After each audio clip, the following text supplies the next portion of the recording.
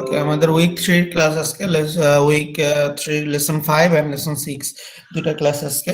তো এর আগে লেসন 1 থেকে লেসন 4 পর্যন্ত আমরা দেখেছি যে লিনিয়ার ইকুয়েশন কিভাবে সলভ করতে হয়, লিনিয়ার সিস্টেম সম্পর্কে আমরা দেখেছি। তো আমরা যে পদ্ধতিগুলো দেখিয়েছি সেই পদ্ধতির পরবর্তীতে আমরা সেটাকে ম্যাট্রিক্স এবং ডিটারমিনেন্টের মাধ্যমে কিভাবে ইমপ্লাই করতে পারি, বা ম্যাট্রিক্সের যে রিলেটেড ব্যাপারগুলো আছে সেখানে কিভাবে এটা ইউজ করতে পারি, এই ব্যাপারগুলো সম্পর্কে আমরা জানবো। আজকের ক্লাসে আমরা ম্যাট্রিক্স এন্ড ডিটারমিনেন্টস এই দুটো সম্পর্কেই আলোচনা করব। তো প্রথমে ম্যাট্রিক্স অলরেডি আমরা আলোচনা করেছি, যেহেতু অগমেন্টেড ম্যাট্রিক্স পড়েছি সেক্ষেত্রে সেখানে ম্যাট্রিক্সের কথা আলোচনা হয়েছে। বাট ম্যাট্রিক্সের বিভিন্ন রকম প্রকারভেদ আছে বা বিভিন্ন রকম নিয়ম আছে, সেই নিয়মগুলো আমরা এখন একটু দেখবো আগে। তো প্রথমে আমরা ম্যাট্রিক্স কাকে বলে সেটা দিয়ে একটু শুরু করি। A matrix is a rectangular array of numbers. তো ম্যাট্রিক্স হলো রেক্টাঙ্গুলার, মানে হচ্ছে আয়তাকার অ্যারে। অ্যারে বলে হচ্ছে একটা সুসজ্জিত বিন্যাস, মানে সুন্দরভাবে সাজানো, যেটা সেটা অবশ্যই আয়তকারের মতো হতে হবে, সেই ধরনের সাজানোকে বলা হয় ম্যাট্রিক্স। তো ম্যাট্রিক্সে দুইটা জিনিস থাকে, রো এবং কলাম। অলরেডি জানো যে এটা একটা যদি ম্যাট্রিক্স হয় সেটাকে দেখতে আয়তাকার মনে হবে, কারণ থার্ড ব্র্যাকেট যদি দেওয়া হয় এখানে এই যে একটু যোগ করে দিয়ে দেখা যাচ্ছে কি এটা পুরো একটা আয়তক্ষেত্র হচ্ছে। তো এটাই বলা হয়, এটাকে আয়তকার আকারেই থাকবে। তো the numbers in the array are called the entries or in the matrix. তো এখানে যে ম্যাট্রিক্সের ভিতরে যে নাম্বার গুলো থাকে, যেমন পাই, -2, -√2, এই যে এলিমেন্ট গুলো আছে এগুলোর নাম হচ্ছে এন্ট্রিজ। আর একে আমাদের প্রথমে যদি রো হিসাবে খেয়াল করি, জেনারেল হিসাবে রো কে বলা হয় ইন রো আই। রো কে আই দ্বারা প্রকাশ করা হয় সাধারণত, আর কলমকে জে দ্বারা প্রকাশ করা হয়। তো আমরা জানি যে আর রো আর কলমকে যদি ক্রস আকারে এরকম লেখে 3/4 বা 4/3, এটা প্রথমে রো থাকে, পরবর্তীতে কলমের সংখ্যার নামটা দেওয়া থাকে। ম্যাট্রিক্স সম্পর্কে আর আলোচনা করলাম না, ম্যাট্রিক্স কাকে বলে সম্পর্কে, কারণ ম্যাট্রিক্স কাকে বলে মোটামুটি আমরা সবাই জানি। এরপরে যেটা ডিফারেন্ট টাইপস অফ ম্যাট্রিক্স, এখানে নিয়ে আমরা আলোচনা করতেছি। আজকে যে ডিফারেন্ট টাইপস অফ ম্যাট্রিক্স পড়বো, এগুলো আমরা নেক্সট যে ক্লাসটা করাবো সেখানে কিন্তু প্রত্যেকটা ডেফিনেশনের যে মেইন থিমটা বা মেইন জিনিসটা এটা আমাদের লাগবে, কারণ ম্যাথ করতে হলে এই সংজ্ঞাগুলো দরকার হবে। ম্যাট্রিক্সের ম্যাথ বা ম্যাট্রিক্স এবং লিনিয়ার অ্যালজেব্রার লিনিয়ার ইকুয়েশনের যে আমাদের কম্বিনেশন করে যে ম্যাথ গুলো করব, সেখানে এই ডেফিনেশন গুলো খুবই গুরুত্বপূর্ণ। তো প্রথমেই আমরা যেটা দেখবো সেটা হচ্ছে square matrix and main diagonal matrix. A matrix A with n rows and n columns is called a square matrix of order n. এখানে কথাটা হলো স্কোয়ার ম্যাট্রিক্স, কথাটা মানে হচ্ছে স্কোয়ার মানে বর্গ, মানে এটা রো এবং কলম সংখ্যা সমান থাকবে। যেমন একটা ম্যাট্রিক্স যদি এরকম বলি 2/2 ম্যাট্রিক্স, তার মানে এখানে দুইটা রো আছে, দুইটা কলম আছে, তাহলে এই ম্যাট্রিক্সটাকে আমরা বলবো স্কোয়ার ম্যাট্রিক্স। তো স্কোয়ার ম্যাট্রিক্সের মেইন কথা হলো রো এবং কলম সংখ্যা সমান হবে। 2/2 হতে পারে, 3/3 হতে পারে, 4/4 হতে পারে, এভাবে যত বাই যত হতে পারবে, বাট রো এর যেটার নাম থাকবে, রো এর যে সংখ্যাটা থাকবে কলমের সংখ্যাটাও সেই সেম থাকবে, তাহলে সেই ম্যাট্রিক্সটাকে বলবো আমরা স্কয়ার ম্যাট্রিক্স। আর মেইন ডায়াগোনাল ম্যাট্রিক্স যেটা আছে, আমরা যদি ম্যাট্রিক্সকে যেহেতু একটা বলছি rectangular array of numbers, rectangular মানে হচ্ছে আয়তক্ষেত্র, তো আয়তক্ষেত্রে অবশ্যই কর্ণ থাকবে, সেই কর্ণ বরাবর এলিমেন্ট গুলোকে নিয়ে একটা ম্যাট্রিক্স কল্পনা করলে সেটাকে বলা হবে মেইন ডায়াগোনাল ম্যাট্রিক্স। তো মেইন ডায়াগোনাল বলতে বোঝাচ্ছে, ডায়াগোনাল দ্বারা বোঝায় মেইনলি যেটা ডায়াগোনাল হচ্ছে কর্ণ। তো মেইন ডায়াগোনাল একটা ম্যাট্রিক্সের কোনটা, সেই এলিমেন্ট গুলো আমাদের আগে জানতে হবে। খেয়াল করে দেখো, এখানে একটা ম্যাট্রিক্স আমি কনসিডার করেছি। এই ম্যাট্রিক্সটার যদি একটা এই কর্ণটা হয় A11, A22, এভাবে A33, এই এলিমেন্ট গুলোকে বলা হবে মেইন ডায়াগোনাল ম্যাট্রিক্স, বা এই ডায়াগোনালের যে এলিমেন্ট গুলো আছে এটাকে যদি আমরা কনসিডার করি তাহলে সেই ম্যাট্রিক্সটাকে বলবো মেইন ডায়াগোনাল ম্যাট্রিক্স। তো আলটিমেটলি মেইন কথাটা হলো স্কয়ার ম্যাট্রিক্স হচ্ছে রো এবং কলাম সংখ্যা সমান হবে, আর মেইন ডায়াগোনাল ম্যাট্রিক্স হচ্ছে একটা আয়তক্ষেত্র, মানে আমরা যেহেতু বলেছি ম্যাট্রিক্স হলো রেক্টাঙ্গুলার অ্যারে অফ নাম্বারস, আয়তক্ষেত্রের মতো। তো আয়তক্ষেত্রে যদি কর্ণ অঙ্কন করি, সেরকম কর্ণ অঙ্কন করলে যেটা পাওয়া যাবে সেটা হচ্ছে মেইন ডায়াগোনাল এন্ট্রি বা মেইন ডায়াগোনাল ম্যাট্রিক্স। তো মেইন ডায়াগোনাল বলতে আমরা যেটা বুঝি, মেইন ডায়াগোনালে হলে অবশ্যই সেই এলিমেন্ট গুলোর যদি আমরা খেয়াল করি, যেমন দেখো A11, এখানে A11 পজিশন দ্বারা এন্ট্রি দ্বারা বোঝাচ্ছে ফার্স্ট রো ফার্স্ট কলম পজিশন, তারপর A22 that means second rho second কলম।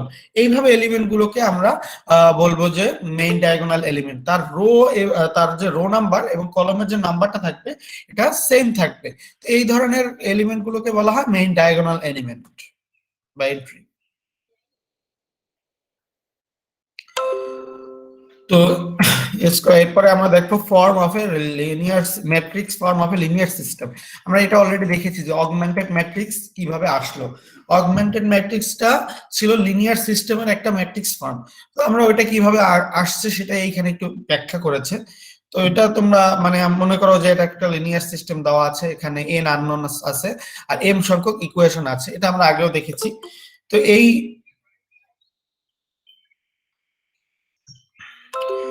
এই যে আমাদের আছে লিনিয়ার সিস্টেম আছে, এটাকে যদি ম্যাট্রিক্স ফর্ম নিয়ে নিয়ে যাওয়া হয় সেটাকে আমরা কিভাবে নিয়েছি সেটা আমি দেখাবো। কারণ এর আগে আমি দেখিয়েছি যে ম্যাট্রিক্সকে লিনিয়ার সিস্টেমকে কিভাবে ম্যাট্রিক্সে নিতে হয়।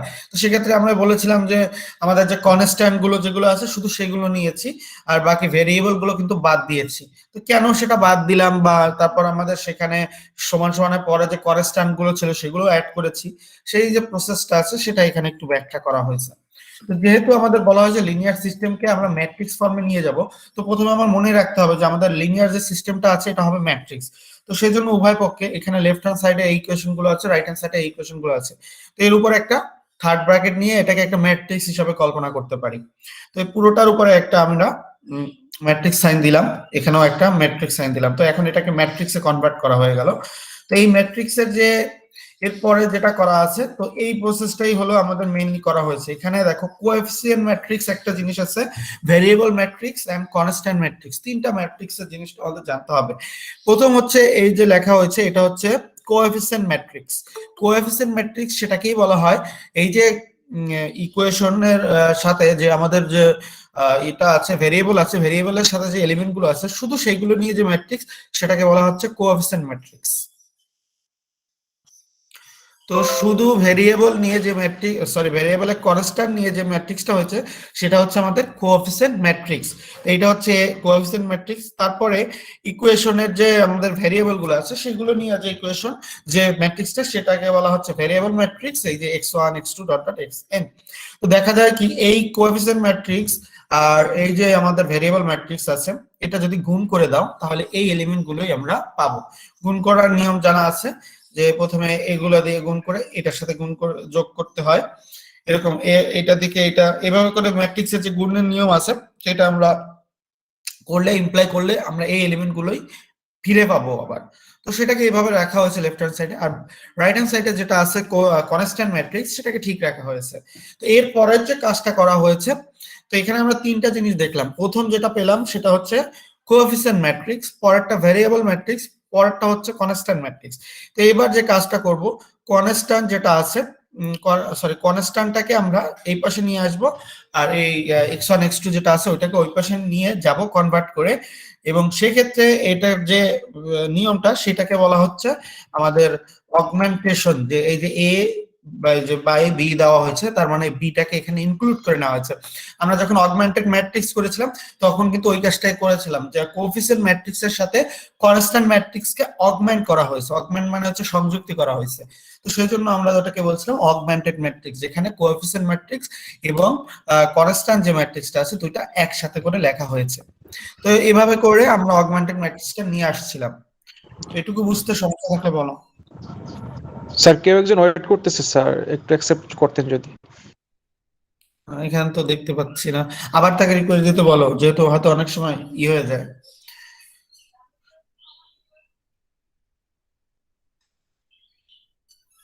ওকে, আমি দিলে আবার আমি অ্যাকসেপ্ট করে নিব।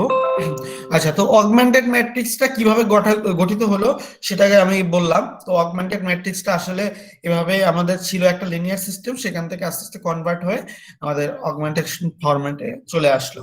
তো এটা আমাদের আগের ক্লাসে আমরা জাস্ট হাতে কলমে দেখাইছি শুধু। আগের যে ক্লাসটা গুলোতে ছিল সেখানে আমি অগমেন্টেড ম্যাট্রিক্সটাকে গঠন করার পদ্ধতি বলেছিলাম, বাট সেটা কিন্তু আমাদের পদ্ধতিটা ছিল শুধুমাত্র উম, দেখিয়ে বলে দিয়েছিলাম যে এইভাবে এইভাবে করে লিখলে একটা গঠন পদ্ধতি তার দেখেছিলাম, বাট মেইনলি গঠনটা কিভাবে হয়েছে এখানে কিন্তু আলোচনা করা আছে। তো এখানে কিন্তু আমরা তিনটা ম্যাট্রিক্স সম্পর্কে জানলাম, একটা হচ্ছে কোএফিসিয়েন্ট ম্যাট্রিক্স, একটা হলো ভ্যারিয়েবল ম্যাট্রিক্স, আর একটা হচ্ছে কনস্ট্যান্ট ম্যাট্রিক্স। এই তিনটা থেকেই কিন্তু অগমেন্টেড ম্যাট্রিক্স গঠিত হয়েছে। যাই হোক, আমি পরেরটায় যাচ্ছি টপিকসে। এরপর হচ্ছে ট্রান্সপোজ ম্যাট্রিক্স। তো ট্রান্সপোজ ম্যাট্রিক্স যেটা, এটা হচ্ছে এমন একটা ম্যাট্রিক্স যার রো এবং কলম ইন্টারচেঞ্জ হবে। যেমন ফার্স্ট রো যেটা থাকবে আমাদের, ওটা ফার্স্ট কলম হয়ে যাবে। সেকেন্ড রো যেটা থাকবে সেটা সেকেন্ড কলম হয়ে যাবে। থার্ড রো যেটা থাকবে সেটা থার্ড কলম হয়ে যাবে। এরকম যদি একটা স্কোয়ার ম্যাট্রিক্স নেওয়া হয় বা একটা ম্যাট্রিক্স নেওয়া হয়, এরকম করে তার যদি আমাদের রো এবং কলম তার জায়গা চেঞ্জ করে, তাহলে সেটাকে বলা হবে ট্রান্সপোজ ম্যাট্রিক্স। এবং এটাকে যদি এ একটা ম্যাট্রিক্স হয়, তার ট্রান্সপোজকে এ টি উপরে মানে দেওয়া হয় টি হিসাবে, পাওয়ার হিসাবে। তো এরকম যদি লেখা হয় সেটাকে বলবো আমরা ট্রান্সপোজ ম্যাট্রিক্স। তো খেয়াল করে দেখো, এখানে একটা উদাহরণ দিই। আমরা পি একটা ম্যাট্রিক্স কনসিডার করি। এখানে আমরা দেখতে পাচ্ছি আমাদের রো সংখ্যা আছে একটা, দুইটা, তিনটা রো আছে, আর কলাম আছে একটা, দুইটা।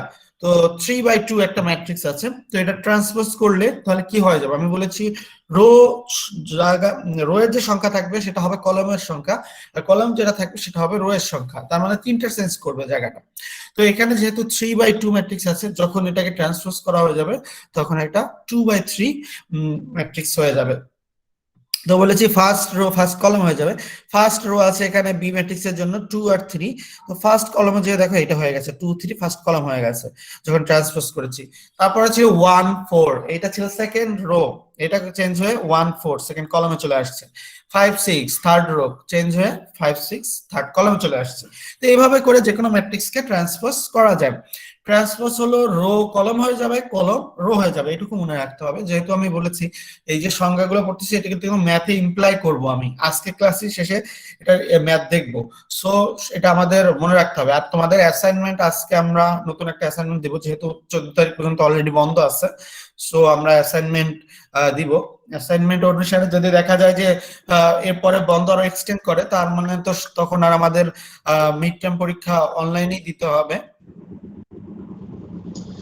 আর মিড টার্ম পরীক্ষা অনলাইন দিলে আমি বলেছি যে তিনটা অ্যাসাইনমেন্ট নিব, 30 মার্কস, 10 মার্কস নিব আমি ভাই ভাই। তো এখন যেটা হলো, আমি যেহেতু এখনো আমরা একটা ইতে আছি যে হয়তো 14 তারিখের পরে খুলতে পারে, যদি খুলে তখন তো ইউনিভার্সিটিতে যেয়ে আমাদের পরীক্ষা দিতে হবে। তো সেক্ষেত্রে আমরা যে একটা অ্যাসাইনমেন্ট প্রথমটা কাউন্ট করেছি, ওটার জন্য তো আমার যে 10 মার্ক ছিল ওটা কাউন্ট করে নিব। যদি এরপর বলা হয় ইউনিভার্সিটি থেকে যে রিটেন পরীক্ষা হবে, তাহলে আমি যে অ্যাসাইনমেন্ট এখন দিচ্ছি ঠিক এই অ্যাসাইনমেন্টের যে ম্যাথ থাকবে সেটাকেই আমি আমি ফাইনাল মানে মিড টার্ম পরীক্ষা যেটা আছে সেটাই আমি দিব। সো যেটা দেওয়া হবে ওইটাই তোমাদের ফাইনালি ওখানে ওই করা হবে। যেহেতু যদি খুলে তাহলে এক সপ্তাহ তো ক্লাস আমরা পাবো। তো ওইখানে আমি আলোচনা করে নিব যে পদ্ধতিটা কি হবে তোমাদের সাথে কথা বলে। আর যদি কোনো কারণে এরপরে বন্ধ এক্সটেন্ড করে, তাহলে তো আমরা যে অ্যাসাইনমেন্ট ফরম্যাটে যাচ্ছি এটাই আমাদের অ্যাসাইনমেন্ট 2 যেমন আজকে আসবে, এরপর আরেকটা অ্যাসাইনমেন্ট দিব মিড টার্মের জন্য। তিনটাতে 3 × 30 মার্ক থাকবে আর 10 মার্কস ভাইবা হবে। এটা হচ্ছে এখন যে অনলাইনে ক্লাস নিতেছি সেটার প্রসেস। যদি কোনো কারণে খুলে যায় সেক্ষেত্রে আমরা আলোচনা করে ডিসিশন নিব। স্যার আগের যে অ্যাসাইনমেন্টটা দিয়েছিলেন ওইটার সাবমিশনের লাস্ট ডেটটা কবে স্যার বলবেন প্লিজ? ডেট ওখানে তো আমি দিয়েছিলাম। আচ্ছা, মনে হয় 5 তারিখে ছিল, আজকেই মনে হয় লাস্ট ডেট আছে তোমাদের, 5 না 6 তারিখ জানো। হ্যাঁ, 7 তারিখ দেওয়া আছে। 7 তারিখ দেওয়া আছে। জি স্যার। তাহলে 7 তারিখ পর্যন্ত, হ্যাঁ 7 তারিখ যেটা দেওয়া আছে ওটাই তোমাদের ডেট, ওখানে ফিক্সড করে দেওয়া তো আছে। তাহলে 7 তারিখই স্যার, ওখানে 7 হ্যাঁ। তারিখ দেওয়া আছে। ওখানে যেটা দেওয়া আছে সেটাই, কারণ আমার তো অন্যান্য ব্যাচেও নিতে হয় ক্লাস, তো ডেট এক একটা ব্যাচে এক এক রকম দেওয়া হয়। আর এখানে দেওয়াই তো আছে, তোমাদের সামনেও তো ওটা লেখা থাকে যে ডিউ ডেট এই ডেটে। সো ওটা তোমরা দেখে নিবে, সমস্যা মানে হবে না। স্যার আপনি বলছিলেন 5 তারিখ, কিন্তু ওখানে দিয়েছেন 7 তারিখ, তো এই জন্য একটু কনফিউশন হয়ে গেছে। আচ্ছা, সমস্যা নাই। আমি হয়তোবা 2 দিন এক্সটেন্ড করেই দিয়েছি, যেহেতু তোমাদের সুবিধার জন্য দিয়েছি আমি এটা। জি স্যার, জি স্যার, থ্যাংক ইউ স্যার। যে আগে দিতে পারবে তার সমস্যা নাই। হয়তোবা অনেকের অনেক অফিস টফিস থাকে তোমাদের, যার কারণে একটু টাইম এক্সটেন্ড করেই দিয়েছি। বলবে যদি মনে হয় যে না স্যার আরো 2-1 দিন লাগবে, যদি কোনো কারণে হয় তাহলে আমি লিগ্যাল যদি কস্ট থাকে তাহলে বাড়িয়ে দেব, সমস্যা নেই। বাট অনেকে আছে যে আলসামি করে, সেটা হয় না, সেটা আমি কনসিডার করবো না। যদি লিগ্যাল কস্ট থাকে তাহলে এক্সটেন্ড করাটা এমন কিছু কাজ না, যেহেতু আমাদের হাতে সময় তো আছে। ওকে, তাহলে আমরা ট্রান্সফার, হ্যাঁ বলো। স্যার আপনি এখন আমাদের এইভাবে মানে যেভাবে বুঝাই দিচ্ছেন আমরা এখন মোটামুটি মনে হয় বুঝতে পারতেছি, কিন্তু যখন আমরা প্র্যাকটিস করতে যাই মনে হচ্ছে যে একটু হোয়াইট বোর্ডে একটা এক্সাম্পল সহ দিয়ে দিলে ভালো হতো, এরকম মনে হয় স্যার।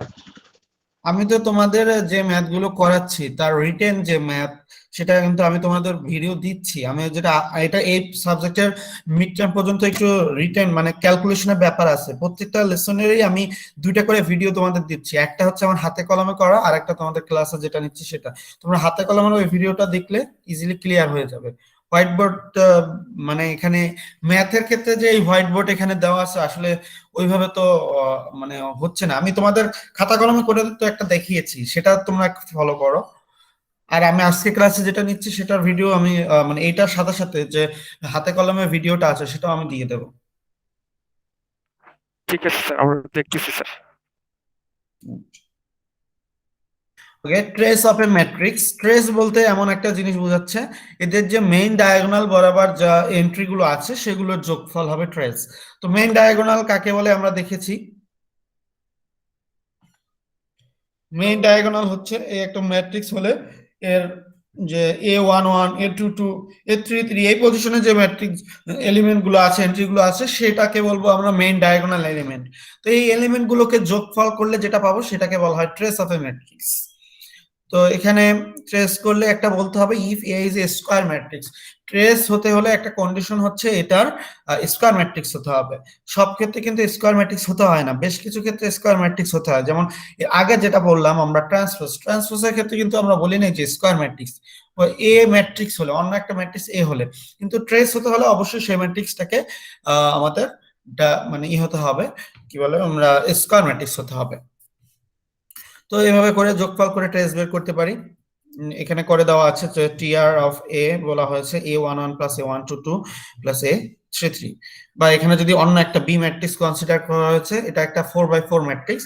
তো এখানে মেইন ডায়াগোনাল বরাবর এলিমেন্ট আছে -1 5 7 এন্ড 0, এই যে যোগফল হবে সেটাই হবে ট্রেস অফ বি। তো এভাবে করে আমরা ট্রেস নির্ণয় করতে পারি। Identity matrix. A square matrix with ones on the main diagonal and zeros elsewhere is called an identity matrix. তো আইডেন্টিটি ম্যাট্রিক্স হচ্ছে অভেদক ম্যাট্রিক্স। তো অভেদক বলতে আমরা অলরেডি আইডেন্টিটি কথাটা জানি, প্রত্যেকটা জিনিসের একটা আইডেন্টিটি এলিমেন্ট থাকে। যেমন যোগের আইডেন্টিটি আমরা বলেছিলাম প্লাস, তারপর গুণের আইডেন্টিটি ছিল, সরি যোগের আইডেন্টিটি বলা হয়েছে 0 কে, আর গুণের আইডেন্টিটি বলা হয়েছে 1 কে। তেমনি ম্যাট্রিক্সের ক্ষেত্রেও একটা আইডেন্টিটি আছে। তো সেই আইডেন্টিটি ম্যাট্রিক্সটা কি, সেই আইডেন্টিটি ম্যাট্রিক্সের স্কয়ার ম্যাট্রিক্স হতে হবে সেটা অবশ্যই, এবং ones on the main diagonal, তার মানে মেইন ডায়াগোনাল বরাবর যে এলিমেন্টটা থাকবে সেটা হবে 1, আর 0 এলসওয়্যার তার মানে অন্য সব পজিশনে 0 থাকবে। একটা ম্যাট্রিক্সের সব পজিশনে 0 থাকবে এক্সেপ্ট যে মেইন ডায়াগোনাল থাকবে, সেই মেইন ডায়াগোনালের যে পয়েন্টগুলো থাকবে সেখানে আমাদের শুধু 1 থাকবে। তো এই ধরনের ম্যাট্রিক্সকে বলবো আইডেন্টিটি ম্যাট্রিক্স, একে আই দ্বারা প্রকাশ করা হয়।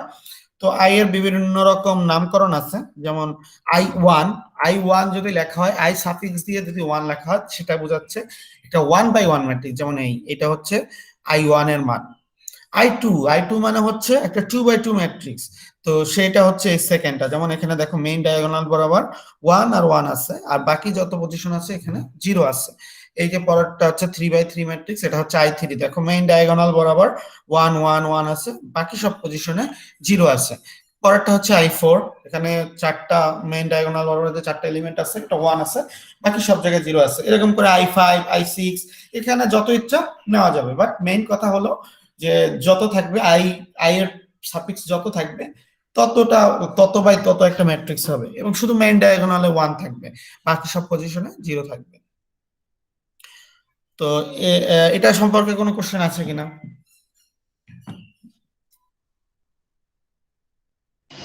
স্যার এখানে কি প্রশ্নগুলো এইভাবে আসবে না, আমাদেরকে যখন অ্যান্সার এটা সাজাতে হবে তখন অ্যান্সারটা এইভাবে দিব? এটা তোমাদের হতে মানে ভাইবার জন্য যদি আমরা যদি ভাইবা নিই সেক্ষেত্রে আমার তো প্রশ্ন হতেই পারে যে তুমি আইডেন্টিটি ম্যাট্রিক্সের সংখ্যাটা দাও, তখন তোমাদের তো এরকম বলতে হবে যে মেইন ডায়াগোনাল বরাবর এলিমেন্ট গুলো 1 হবে, বাকি সব জায়গায় 0 হবে। এটা বা আমি যদি বলি I5 এটা বলো তো, তখন তোমাদের এভাবে বলতে হবে, মানে এটা হচ্ছে জানার জন্য। আর তোমাদের ম্যাথের জন্য যেটা বলা হয়েছে, যদি দেখা যাবে যে আমরা ম্যাথ করব, যখন ইনভার্স ম্যাট্রিক্স করব, তখন আমাদের এই আইডেন্টিটি ম্যাট্রিক্সটা নিয়ে ইনভার্স ম্যাট্রিক্সটা করতে হবে। তো সেই ক্ষেত্রে আইটাকে জানতে হবে যে এটা ম্যাথের ক্ষেত্রেও তোমাদের এটা জেনে রেখে আগাতে হবে, ঠিক আছে? এখানে এমন বলা হবে না যে I5 নির্ণয় করো বা I5 কেমন হবে সেটা লেখো। যদি অ্যাসাইনমেন্ট বা রিটেন পরীক্ষা হয় সেক্ষেত্রে তোমাদের এই প্রশ্নগুলো থাকবে না, ঠিক আছে? এই প্রশ্নগুলো তোমাদের হবে ভাইভাতে। আর অথবা তোমাদের জানতে তো হবে না, আমি যখন ম্যাথ করাবো তখন আমি যদি এরকম একটা ম্যাট্রিক্স নিয়ে আসি, তখন আমি যদি বলি এটা আইডেন্টিটি ম্যাট্রিক্স, তখন তো আমার এখানে ডেফিনিশনটা দরকার ছিল। যেহেতু আমরা এটার ম্যাথ করব, সো সেটা এটা বেসিক হিসাবে নিব। যদি ভাইবা নিই তো ভাইভাতে অবশ্যই এই প্রশ্নগুলো করব। আর যদি ভাইবা নাও নিই, তোমাদের এটা অবশ্যই জানতে হবে, কারণ তোমাদের এই ম্যাথ গুলো তো পরীক্ষায় আসবে। ভাইবা না হলে তো অবশ্যই তোমাদের রিটেন পরীক্ষা হবে। আর রিটেন পরীক্ষা হলে তো অবশ্যই তোমাদের এগুলো জেনে নিয়ে নিজেদেরই আসতে হবে, তখন তো আর তোমাদের কিছু দেওয়া থাকবে না ডকুমেন্টস মেইন পরীক্ষায়। আর ভাইবা হলে আমি যে মেইন জিনিসগুলো জানার দরকার আমি তোমাদের মাধ্যমে জেনে নিব, ঠিক আছে?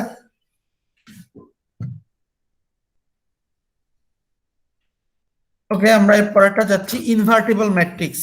If A is A square matrix and if a matrix b of the same size can be found such that ab is equal to ba is equal to I, এই যে I বলা হয়েছে এটা হচ্ছে আইডেন্টিটি ম্যাট্রিক্স।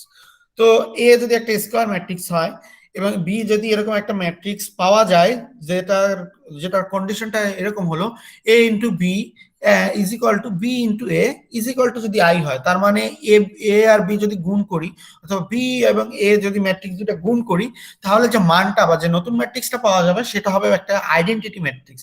এই condition যদি কোনো matrix satisfy করে তাহলে সেই ম্যাট্রিক্সটাকে বলবো ইনভার্টেবল বা নন সিঙ্গুলার। তো নন সিঙ্গুলার যে কথাটা হচ্ছে সেটা হচ্ছে নন সিঙ্গুলার হচ্ছে ইনভার্টেবল হওয়ার কন্ডিশন।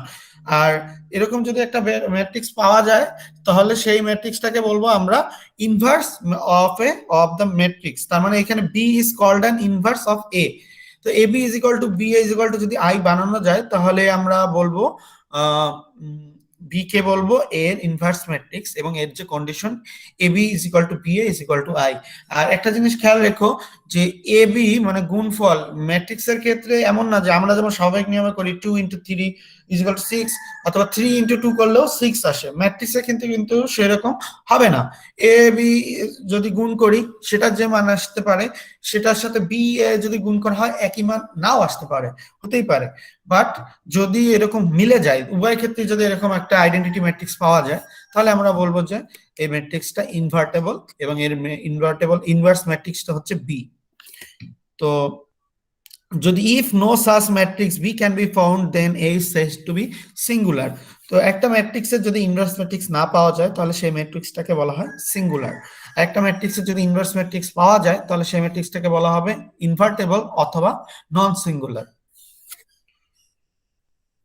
ওকে, এখানে মেইন কন্ডিশন ছিল A B is equal to B is equal to I. আমি যদি ভাইবা হয় তাহলে কিন্তু এইভাবে প্রশ্ন হবে যে একটা ম্যাট্রিক্স এর ইনভার্স হওয়ার কন্ডিশনটা বলো, ইনভার্টেবল হওয়ার কন্ডিশনটা বলো, তখন সেখানে বলতে হবে যে A B is equal to B is equal to যদি আই হয়, যেখানে এ হচ্ছে স্কোয়ার ম্যাট্রিক্স, বি ও একটা স্কোয়ার ম্যাট্রিক্স আর আই হচ্ছে আইডেন্টিটি ম্যাট্রিক্স। তো এই কন্ডিশন গুলো কিন্তু বলতে হবে। তারপর যদি সিঙ্গুলার ম্যাট্রিক্স কাকে বলে বলতে হয়, তো সিঙ্গুলার ম্যাট্রিক্সের ক্ষেত্রে এটা বলতে হবে যে একটা ম্যাট্রিক্সের যদি ইনভার্স ম্যাট্রিক্স না থাকে তাহলে আমরা সেটাকে বলবো সিঙ্গুলার ম্যাট্রিক্স।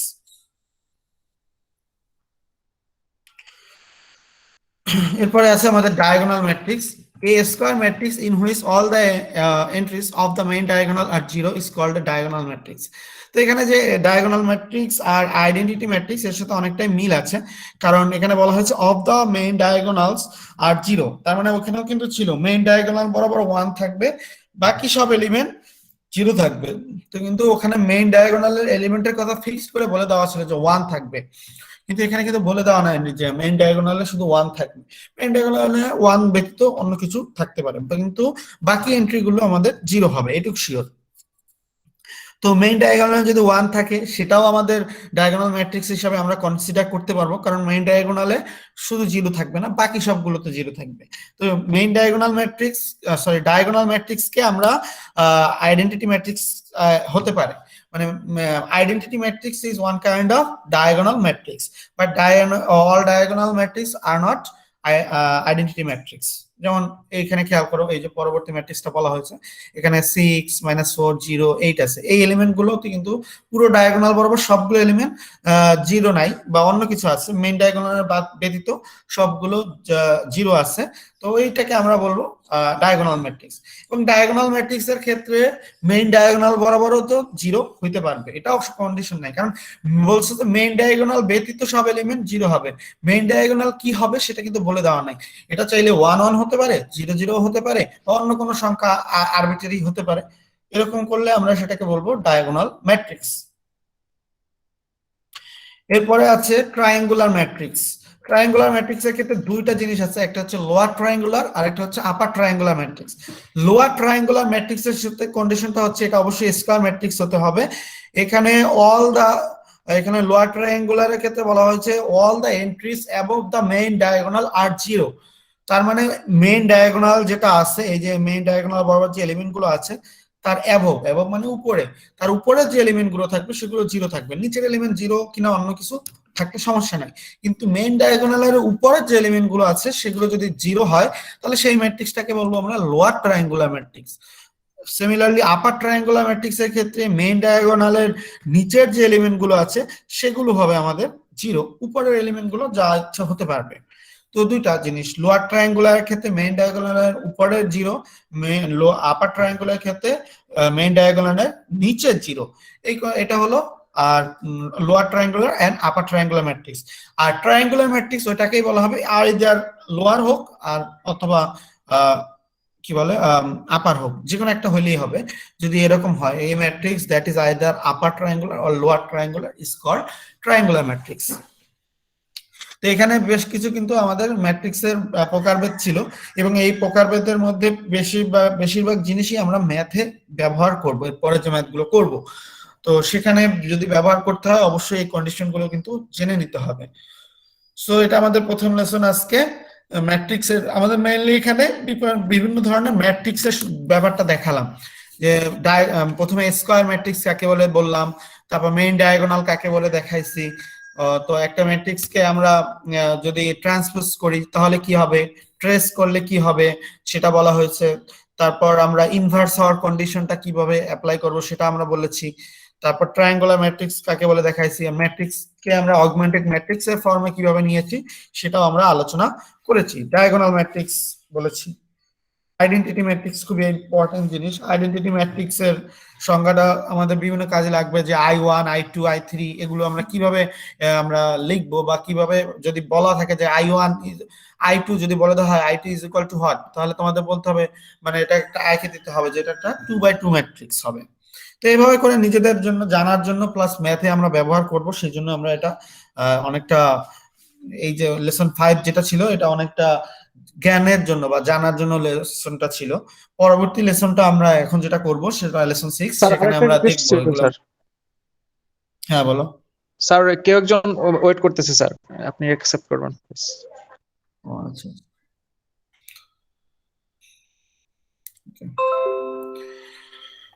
ওকে। তাহলে প্রথম যে লেসনটা আমরা দেখলাম সেখানে আমরা দেখেছি ম্যাট্রিক্স কাকে বলে এবং ম্যাট্রিক্সের বিভিন্ন রকম প্রকারভেদ। এখানে মেইন যে জিনিসগুলো অবশ্যই মনে রাখতে হবে তার মধ্যে একটা রয়েছে, আমরা আবারও বলতেছি আমি তোমাদের, এখানে বেশ কিছু জিনিস দরকার। যেমন আমাদের এবি মানে আমরা যেটা বললাম যে ax is equal to b, বা আমাদের যে কোএফিসিয়েন্ট ম্যাট্রিক্স, ভেরিয়েবল ম্যাট্রিক্স, এই জিনিসগুলো বলেছি, এই জিনিসটা আমাদের জানতে হবে। তারপর আমাদের এখানে ট্রান্সপোজ ম্যাট্রিক্সটা জানতে হবে। তারপর আইডেন্টিটি ম্যাট্রিক্সটা আমাদের মনে রাখতে হবে। ইনভার্টেবল ম্যাট্রিক্স হওয়ার কন্ডিশনটা মনে রাখতে হবে। আর ট্রায়াঙ্গুলার ম্যাট্রিক্সটা জানতে হবে। বাকি ট্রায়াঙ্গুলার ম্যাট্রিক্স যখন অনেক সময় ম্যাথ করার সময় হয়, আর এছাড়া অন্যগুলো কিন্তু আমাদের লাগে বিভিন্ন কাজে। সো আমরা এটা একটু দেখবো। এরপর লেসনটা আমরা যাই। লেসন 6 এ আমরা দেখব প্রপার্টিস অফ ডিটারমিনেন্টস। তো এতক্ষণ আমরা ম্যাট্রিক্স নিয়ে দেখলাম, এবার আমরা দেখব ডিটারমিনেন্টস নিয়ে। তো ডিটারমিনেন্টস কাকে বলে এই জিনিসটা আমাদের জানতে হবে। ডিটারমিনেন্টস এর বাংলা হচ্ছে নির্ণায়ক।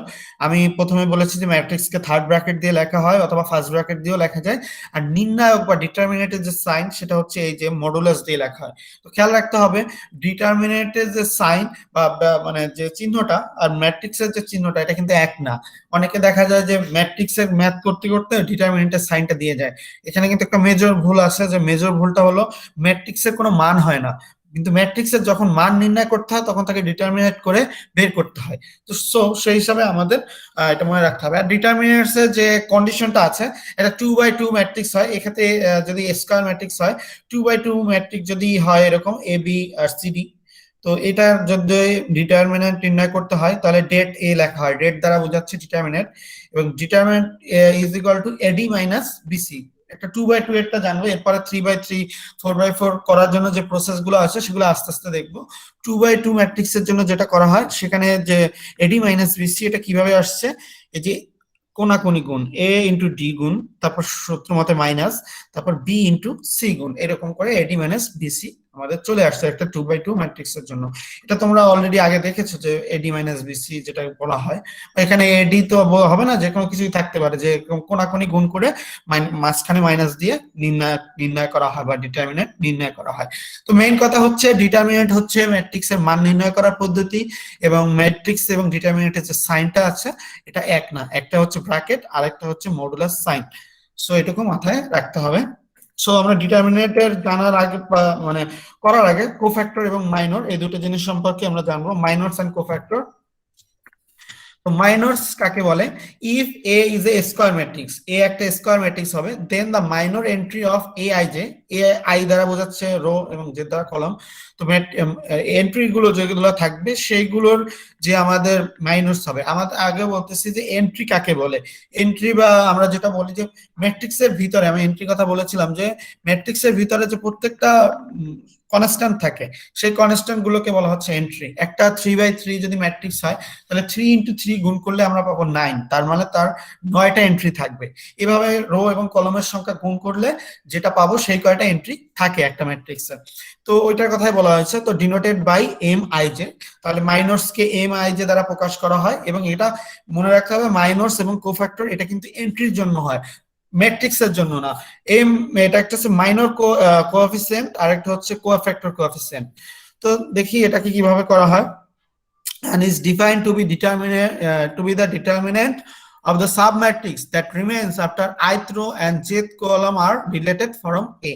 তো আমি এটা ম্যাথের মাধ্যমে বুঝাচ্ছি যে আমাদের বলা হবে যে একটা এন্ট্রির জন্য মাইনরসটা নির্ণয় করো। যেমন এখানে এ একটা ম্যাট্রিক্স আছে, বলা হলো যে A11 পজিশনে তোমরা মাইনসটা নির্ণয় করো। তো A11 পজিশনটা কি সেটা বুঝতে হবে। তো A11 সাফিক্স হিসেবে থাকবে 11, তো এই প্রথম ওয়ানটা হচ্ছে রো, পরের ওয়ানটা হচ্ছে কলম।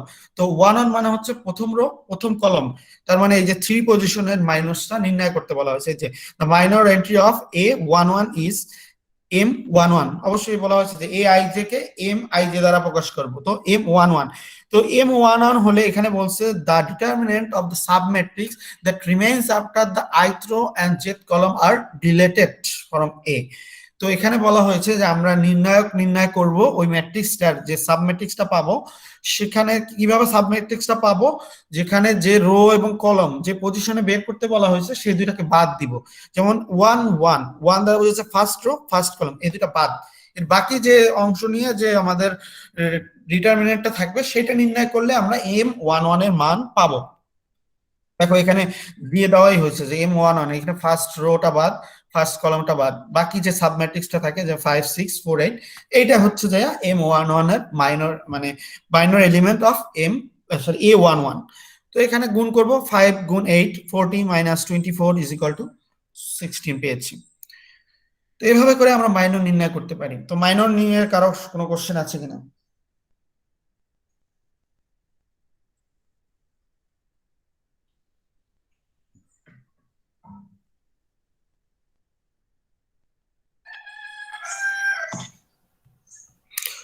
ওকে, মাইনসের পরে এবার আমরা কোএফিসিয়েন্ট কোফ্যাক্টরটা জানবো।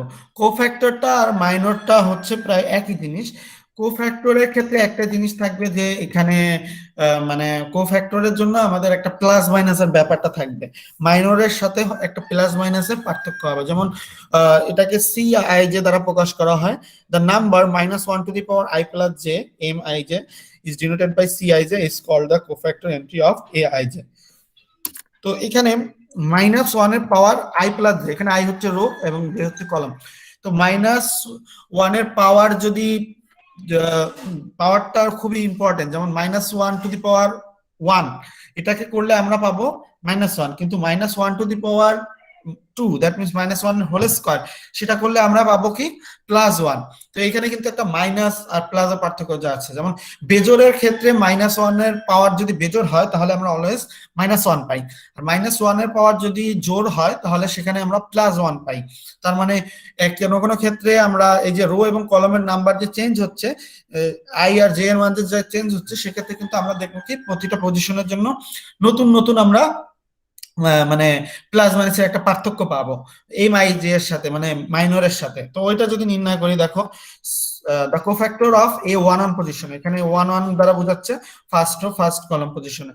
তো দেখো এখানে -1 টু দি পাওয়ার 1 + 1 m11 এর মান প্রথম বের করে নিলাম, তারপরে -1 এর হোল স্কয়ার দ্যাট মিন্স +1 হয়ে যাবে।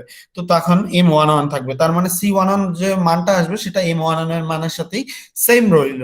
কিন্তু আবার একটা এলিমেন্ট খেয়াল করে দেখো, দ্য মাইনর অফ a32 মানে a32 পজিশনে, তার মানে থার্ড রো সেকেন্ড কলাম, এটা বাদ দিব প্রথমে, সেটা দিয়ে আমরা m32 নির্ণয় করব। দেখো m32 যখন নির্ণয় করব তখন থার্ড রো মানে প্রথমে থার্ড রো আর সেকেন্ড কলাম বাদ দিব, তারপরে যেটা থাকবে সেটা করে m32 নির্ণয় করব। এটা প্রথম গেল m32। এবার যদি আমরা a32 করি তখন কি করব, -1 টু দি পাওয়ার 3 + 2 m32। তো -1 টু দি পাওয়ার 3 + 2 মানে হচ্ছে -1 টু দি পাওয়ার 5, যেটা একটা বেজোর পাওয়ার, তো অবশ্যই মাইনাস থাকবে, তাহলে -m32 আসলো। তো এখানে -26, তার মানে কোফ্যাক্টর মাইনর পেলাম 26, কোফ্যাক্টর পেলাম -26। তো মেইন যে পার্থক্যটা কোফ্যাক্টর এবং মাইনরস এর মধ্যে, এটার মধ্যে শুধুমাত্র সাইনের পার্থক্য থাকবে। কোফ্যাক্টরের ক্ষেত্রে সাইনটাকে আমরা কনসিডার করব, আর মাইনরের ক্ষেত্রে আমরা কোনো সাইনের ভ্যালু থাকবে না। যদি এরকম প্রশ্ন করা হয় যে মাইনর এবং কোফ্যাক্টরের মধ্যে কোনটাতে সাইনের ইম্পর্টেন্স আছে, তো সেক্ষেত্রে অবশ্যই বলতে হবে কোফ্যাক্টর। তো এটুকু পড়লাম, মাইনরস এন্ড কোফ্যাক্টর এন্ড ডিটারমিনেন্টস, তিনটা জিনিস পড়লাম। এখানে কারো কোনো কোশ্চেন থাকলে করতে পারো।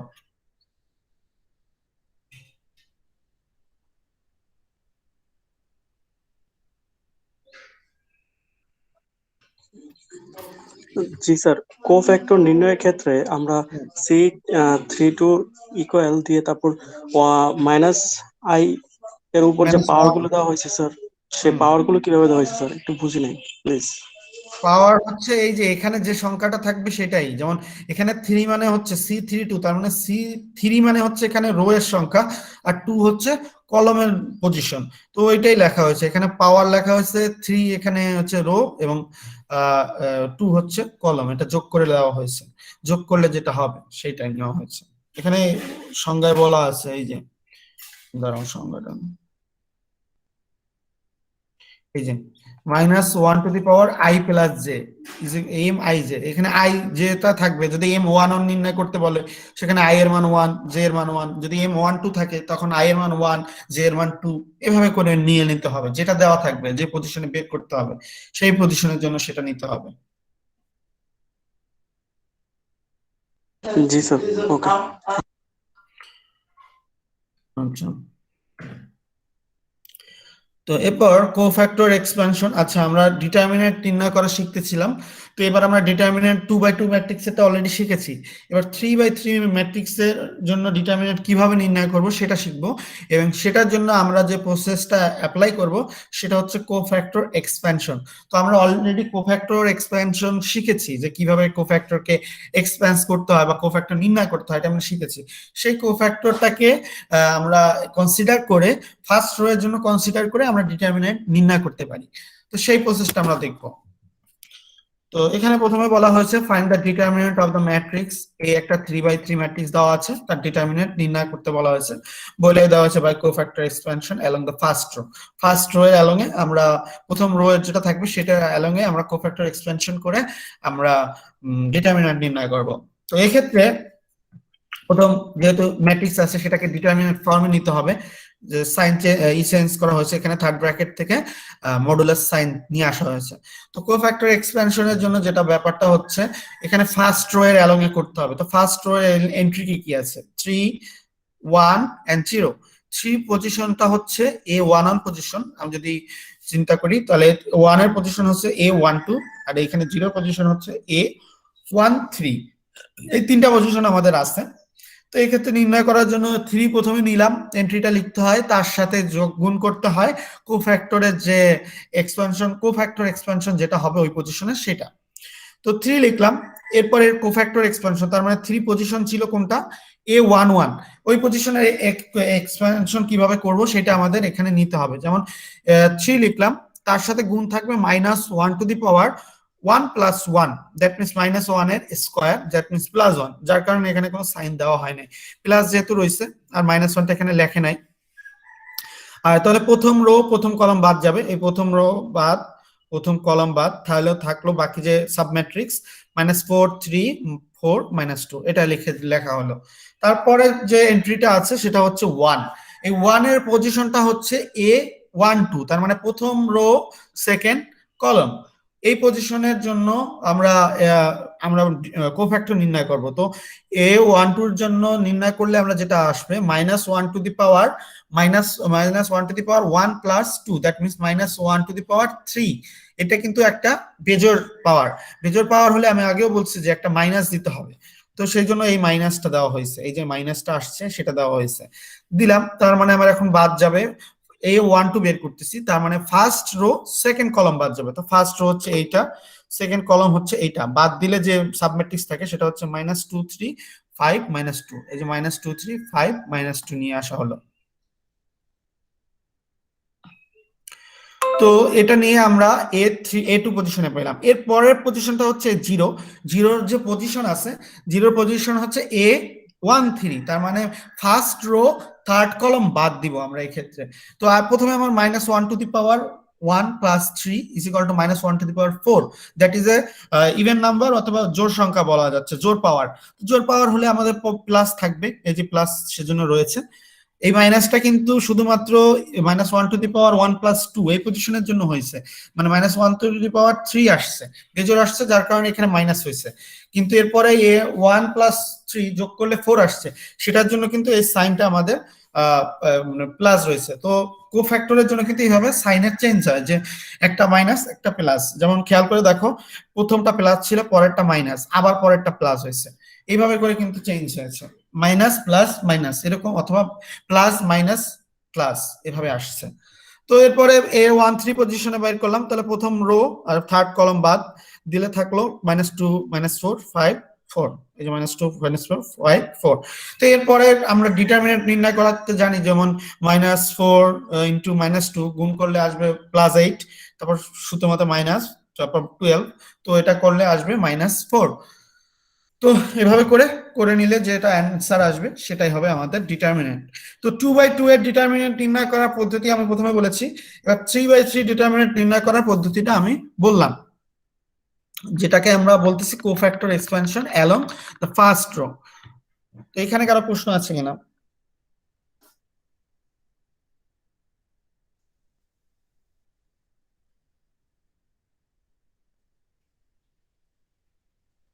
স্যার ওখানে যে -1 হলো ওই জিনিসটা বুঝতে পারিনি, একবার সেটা বোঝাই দেন।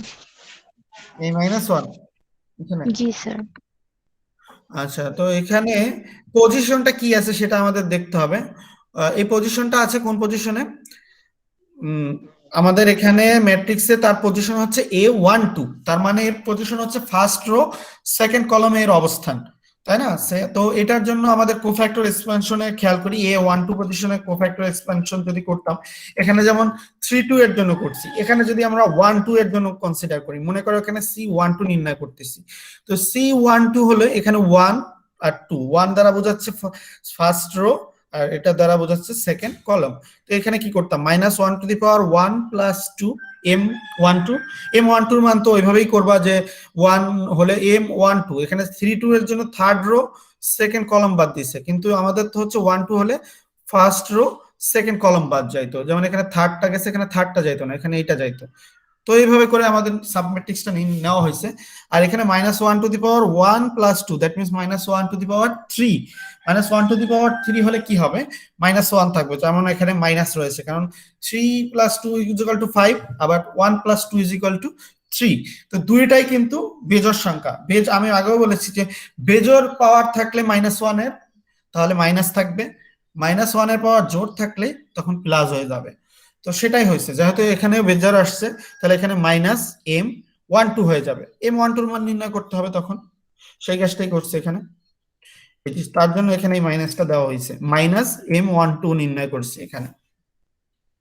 আর সাথে এই যে 1 আসছে, এই 1টা হচ্ছে কিন্তু এই যে 1টা সেইটা, এটা এমন না যে ওইখানে যে -1 থেকে +1 থেকে -1টা আসছে, সেই -1 এর জন্য মাইনাস সাইনটা দিলেই হচ্ছে, শুধু এখানে -1 × -1 +1 লিখতে হয় না, শুধু 1, এটা হচ্ছে এন্ট্রি। এখানে যদি 1 না থেকে অন্য কিছু থাকতো তাহলে এটার সাথে এখানে দিতাম।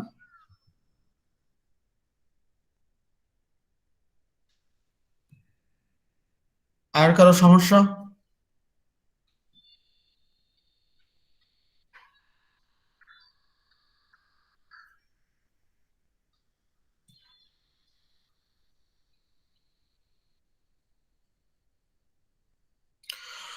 ওকে, আমরা নেক্সটে যাচ্ছি। এই টেকনিক ফর ইভালুয়েটিং 2/2 অথবা 3/3 ডিটারমিনেন্টস। তো আমরা চাইলে এটাকে, ওটা তো আমাদের প্রসেস ছিল, আমরা একটা টেকনিকের মাধ্যমেও করতে পারি, যেটা শর্টকাট টেকনিক। এটা আমরা সাধারণত যাব না, তারপর আমি 3/3 এর জন্য দেখাচ্ছি। যদি একটা 3/3 ম্যাট্রিক্সের ডিটারমিনেন্ট নির্ণয় করতে হয়, সেটাকে আমরা কি করব, প্রথমে আমরা সেই ডিটারমিনেন্টটা লিখব, সাথে যে লাস্ট যে আমাদের ডিটারমিনেন্টের যে কলমটা থাকবে সেটা বাদ দিয়ে আবার পাশে এটা লিখবো, যেমন 1 -4 7 2 5 -8 3 6 9, এই 3 6 9টা লাস্ট এখানে আর লিখবো না। এবার দুইটা লিখবো, তিনটা থাকলে তিনটা রো কলম থাকলে দুইটা কলম শুধু লিখবো। তো লিখে তারপর এবার আড়াআড়ি গুণ করতে হবে। আড়াআড়ি গুণ কিভাবে করব, এই যে একটার জন্য যেভাবে আমরা আড়াআড়ি গুণ করছি, এবার 3বার হবে, যেমন -1 5 9, এই একটা গুণ, তারপর প্লাস যে 1 × 5 × 9 গুণ করলে 45 আসছে, তারপরে 2 6 7 গুণ করলে যেটা আসবে 84 আসছে, তারপর 3 -4 -8 গুণ করলে 96 আসছে, তারপর সূত্র মতো মাইনাস আসবে। এবার আবার পিছন দিকে ব্যাক করব, এই যে এখানে যেমন এই একটা করেছিলাম, এখানে তিনটা হবে, এরকম 3 5 7 গুণ করলে 105, তারপরে 1 6 -8 গুণ করলে আসবে -48, তারপরে 2 -4 9 গুণ করলে আসবে -72। এরপরে দুইটা ক্যালকুলেশন করলে যে মানটা আসবে, এটা হচ্ছে আমাদের টেকনিক। টেকনিক একটা জিনিস আর নিয়ম একটা জিনিস। নিয়ম কিন্তু হচ্ছে কোফ্যাক্টর এক্সপানশনের মাধ্যমে করা, আর টেকনিক হচ্ছে শর্টকাটে করার জন্য, যেটা তোমরা চাইলে যদি কোনো ম্যাথ আসে, যেহেতু আমরা ক্রেমার্সের রুল শিখবো, তখন এটা তোমরা অ্যাপ্লাই করতে পারো টেকনিকটা। বাট নরমালি আমরা কোফ্যাক্টর এক্সপানশন অথবা রো রিডাকশন ফর্মুলা, দুইটা ফর্মুলা আমরা শিখবো। তো রো এইটা আমাদের টেকনিকটা জাস্ট তোমরা একটু দেখে নিবে, টেকনিকটা এখানে করে দেওয়া আছে, সেভাবে তোমরা করে দেখে নিবে। বাট আমি টেকনিকটাকে ফলো করতে সাজেস্ট করব না, যেহেতু নিয়ম আছে, নিয়মেই করব। 3/3 ম্যাট্রিক্স থাকলে তার ডিটারমিনেন্ট নির্ণয় করতে হলে কোফ্যাক্টর এক্সপানশনের মাধ্যমেও করতে পারি, অথবা রো রিডাকশন ফর্মুলার মাধ্যমেও করতে পারবো। তো আমরা ডিটারমিনেন্ট নির্ণয় করার দুইটা পদ্ধতি শিখবো। একটা হচ্ছে cofactor expansion along the first rho, আরেকটা শিখবো রো রিডাকশন। তো এই রো রিডাকশন সম্পর্কে তোমরা আগেও জানো, রো রিডাকশন হলো আমাদের সেই প্রসেসটা যেটা আমরা প্রথমে লিনিয়ার অ্যালজেব্রা বা লিনিয়ার ইকুয়েশনের জন্য, সিস্টেম অফ লিনিয়ার ইকুয়েশনের জন্য করেছি, সেই প্রসেসটাই রো রিডাকশন। আর রো এলিমেন্টারি রো অপারেশন একই জিনিস। Elementary row operation is equal to row reduction for determinant. তো ওইটাকেই আমরা ফলো করব, তার মানে লিডিং ওয়ান বানাতে হবে, তার নিচে 0 বানাতে হবে, এই প্রসেসটা আমরা ফলো করব। তো এই ক্ষেত্রে রো রিডাকশন ফর্মুলা যদি অ্যাপ্লাই করি ডিটারমিনেন্টের ক্ষেত্রে, সেখানে আমরা 3/3 4/4 5/5 এই যে বড় বড় ডিটারমিনেন্ট যেগুলো আছে নির্ণয় করতে, সেক্ষেত্রে কিন্তু ওই যে আমাদের cofactor expansion along first row, ওটা করলে অনেক বড় হয়ে যায়। কিন্তু রো রিডাকশন ফর্মুলায় করলে আমরা যে পদ্ধতি শিখে আসছি লিডিং ওয়ান তার নিচে জিরো, ওইভাবে করলে জিনিসটা খুবই সহজে করা যায়। তো আমরা দেখবো সেই রো রিডাকশন ফর্মুলাটা কিভাবে করতে পারি। Evaluate the determinant where a is equal two একটা 3/3 ম্যাট্রিক্স দেওয়া আছে, আমরা চাইলে 3/3 কেও করতে পারবো। সাধারণত তোমরা যে ম্যাথ করবে মেইনলি 3/3 বেশি ম্যাট্রিক্স থাকবে, কারণ আমরা 3/3 ম্যাট্রিক্সটাকেই জেনারেল হিসাবে ধরা হয়। তো ধরে নিলাম এখানে আমাদের কোফ্যাক্টর এক্সপেনশন করতে হবে, তো প্রথমে ডেট এ লিখলাম, তাহলে ম্যাট্রিক্স থেকে নির্ণায়কে চলে আসলাম, সাইন চেঞ্জ। তো দেখো ফার্স্ট এলিমেন্টটা কি আছে, 0। তো 0 থাকলে আমরা কি করি, প্রথমে যদি 0 থাকে তাহলে সেটাকে রো ইন্টারচেঞ্জ করার পদ্ধতিটা আছে, রো ইন্টারচেঞ্জ করব। আমি প্রথমে যখন আমরা নির্ণয় করতাম, সরি আমরা যখন ম্যাট্রিক্সের জন্য মানে রো কি বলে রো কে আমরা চেঞ্জ করতাম, পজিশন ইন্টারচেঞ্জ করতাম, তখন কিন্তু আমাদের কোনো সমস্যা ছিল না। আমরা চাইলে ফার্স্ট রোকে সেকেন্ড রো বানাতে পারতাম, সেকেন্ড রোকে ফার্স্ট রো বানাতে পারতাম, তো আমাদের কোনো সমস্যা ছিল না। কিন্তু এখন আমাদের যেহেতু এটা একটা ডিটারমিনেন্ট মান নির্ণয় করার পদ্ধতি, একবার যদি রো ইন্টারচেঞ্জ করা হয় তাহলে একটা মাইনাস দিতে হবে। যেহেতু আমাদের ফার্স্ট রোকে সেকেন্ড রোতে নিব আর সেকেন্ড রোকে যদি ফার্স্ট রোতে নিব, তো একবার আমাদের ই করা হয়েছে, মানে রো ইন্টারচেঞ্জ করা হয়েছে, যার কারণে এই একটা মাইনাস দেওয়া হয়েছে। তো এখানে 3 - 6 - 9 উপরে চলে আসছে, আর সেকেন্ড রোতে চলে আসছে ফার্স্ট রোটা। তো এইটুকু পার্থক্য। আর যে পার্থক্যটা আছে এরপরে আমাদের দেখা যেত লিডিং ওয়ান বানাইতে, লিডিং ওয়ান আমরা যখন এখানে 3 আছে প্রথম এলিমেন্টটা, এটাকে যখন 1 বানাবো তখন কি করতাম, 3 দ্বারা ভাগ করে দিতাম পুরো রোটাকে, তাহলে 1 হয়ে যেত, বাকি সব এলিমেন্ট চেঞ্জ হতো পুরোটা। কিন্তু এক্ষেত্রে আমাদের ভাগ বা গুণ করা যাবে না, এক্ষেত্রে আমাদের কমন নিতে হবে। যেমন এখানে 3 আছে, এই 3 কে যদি 1 বানাইতে হলে তাহলে এই রো থেকে আমাদের 3 কমন নিতে হবে, এই যে 3 সাথে দিতে হবে। যেহেতু এটা মান নির্ণয়ের প্রসেস, তাহলে অবশ্যই আমাদের মানে মানটাকে হারানো যাবে না, যেটা আমরা কমাচ্ছি বা বাড়াচ্ছি সেটা রাখতে হবে। যেহেতু 3 কমন নিব, তাহলে 1 - 2 3 চলে আসলো। তো এটা করলাম লিডিং ওয়ানের জন্য। তো আমি দুইটা জিনিস করলাম, যে রো ইন্টারচেঞ্জ করার জন্য নির্ণায়কের ক্ষেত্রে আমাদের মাইনাস দিতে হবে, আর লিডিং ওয়ান বানানোর জন্য যদি আমাদের কোনো কিছু ভাগ বা গুণ করতে হইতো, সেটা তখন আমরা ভাগ বা গুণ করব না, সেক্ষেত্রে আমরা যেটা করব কমন নিয়ে নিব, সেই জিনিসটা ওয়ান বানানোর জন্য যেটা কমন দরকার পড়ে সেটা আমরা কমন নিয়ে নেব।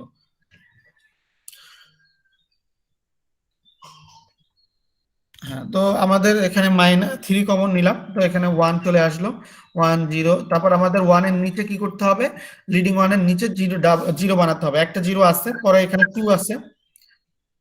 হ্যাঁ, কারো কোনো সমস্যা আছে বলো। স্যার আমরা এখানে 3 কমন নিলাম, উপরে 9 আছে, 9 থেকে 3 হুম, জোরে বলতে হবে, একটু শোনা যায় না। স্যার আমরা সেকেন্ড লাইনে -3 কমন নিয়ে 3 জায়গায় 1 করেছি, উপরে 9 আছে, 9 থেকে 3 কমন নিয়ে। হ্যাঁ, 3 কমন নিলে 9 থেকে 3 কমন নিলে 3 থাকবে, এই যে 3 আসছে। -3 তো কমন নিয়ে নেই, 3 কমন নিয়েছি, মাইনাসটা এখানে ছিল। স্যার নিচের রো গুলা কোনো চেঞ্জ হবে না, শুধু ফার্স্ট রোটা চেঞ্জ হয়েছে। ফার্স্ট রো তো আমরা তো লিডিং ওয়ানের জন্য কি করেছি, লিডিং ওয়ানের জন্য তো যেটা করি সেটাই চেঞ্জ হয়।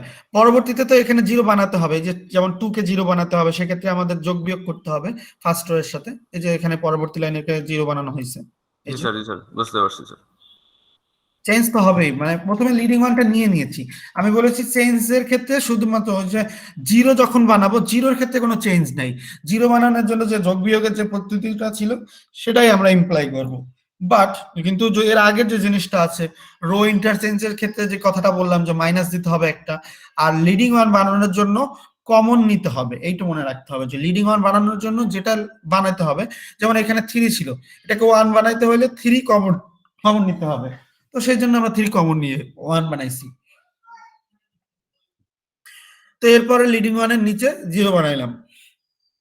এরপরে সেকেন্ড রোতে চলে যাব। দেখো সেকেন্ড রো এর সেকেন্ড এলিমেন্ট অটোমেটিক 1 দেওয়া আছে বা 1 হয়ে রয়েছে, তো যার কারণে এখানে লিডিং ওয়ান তো আছেই।